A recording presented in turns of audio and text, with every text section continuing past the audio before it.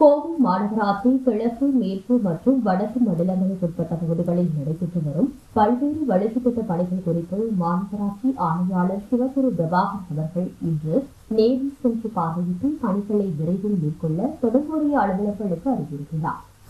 தமிழ்நாடு முதலமைச்சர் அவர்களின் வழிகாட்டுதலில் கோயம்புத்தூர் மாநகராட்சியின் கிழக்கு, மேற்கு, வடக்கு, தெற்கு மற்றும் மத்தியம் என 5 மண்டலங்களுக்கு உட்பட்ட பகுதிகளில் பொதுமக்கள் பயன்பெறும் வகையில் பல்வேறு வளர்ச்சித் திட்ட பணிகள் நடைபெற்று வருகின்றன.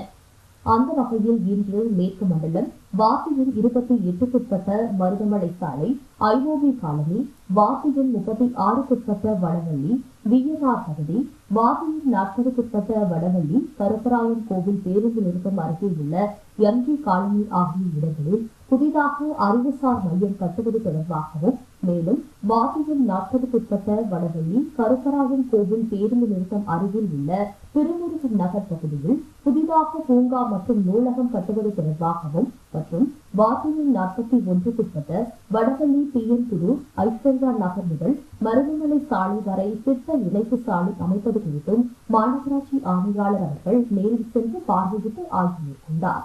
அதனைத் தொடர்ந்து வடக்கு மண்டலம் வாசியின் 20க்குட்பட்ட வடபதி மாநகர் 4வது பிளாக் பகுதியில் புதிதாக அறிவுசார் மையம் கட்டுவது தொடர்பாகவும், ஸ்ரீநகர் பகுதிகளில் ரூபாய் 112 லட்சம் மதிப்பீட்டில் புதிதாக 19 தார்சாலை பணிகள் நடைபெற்று வருவதையும் மாநகராட்சி ஆணையாளர் அவர்கள் நேரில் சென்று பார்வையிட்டு ஆய்வு செய்தார்.